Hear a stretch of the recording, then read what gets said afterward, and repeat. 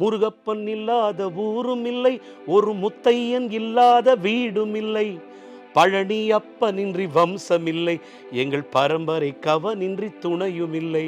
இப்படி சொல்லி முடிச்சாருங்க பாட்டை. ஒரு ஒரு வரி கொடுத்தாரு எங்கள் அப்பா.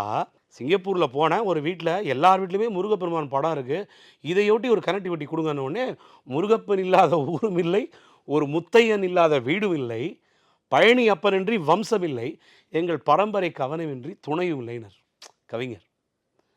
அதே மாதிரி இந்த முருகப்பெருமானுடைய கவிஞர் வாலி, அந்த சம்பவம் வாழ்க்கையிலே யாராலையும் மறக்க முடியாதுங்க. முருகன் அவருக்கு செஞ்ச பேரருள் வந்து பார்த்திங்கன்னா, இன்றைக்கி எல்லாருக்கும் உங்களுக்கு தெரிஞ்சிருக்கும்.